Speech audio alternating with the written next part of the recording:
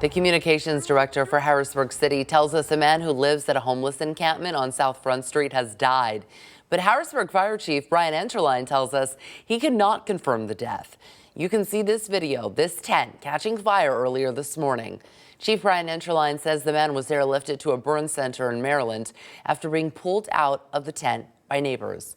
CBS 21's Maxine Rose in Harrisburg, where the fire happened, after speaking with some of those neighbors. The early morning fire that killed one man at this encampment behind me today has left many people traumatized. But some people tell me it hasn't stopped them from trying to stay warm in these cold temperatures. It's the only thing you can do. There's nothing to it. It's not like I want to be out here. Trust me, I don't. But, you know. People living here at the South Front Street encampment in Harrisburg say they're doing whatever it takes to make it through the night in these freezing cold conditions. They wear lots of layers, and they have propane heaters. Some of them have generators. And sometimes that means being close to an open flame. It was 3 pops I heard.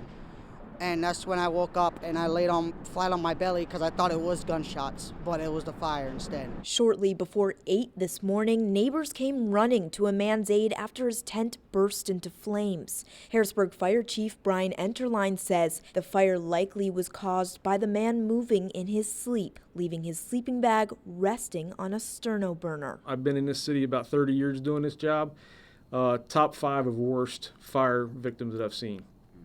Significant burn injuries. Again, those full thickness injuries, not to be graphic, but down to the bone. One volunteer tells us while this one was the worst they've seen, it's not the first tent to have burned. There's been a lot of fires here, and so I know one guy, he had 3 fires, the same guy. Grick says for some people here, shelters just aren't the answer. It's not nothing, I'm used to it.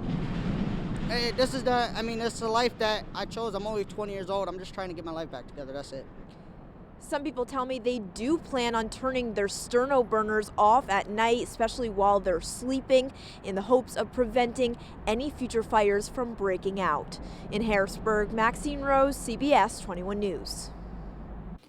This comes just a few weeks after another fire at the same encampment. You're looking at pictures from a fire at the encampment on South Front Street in December.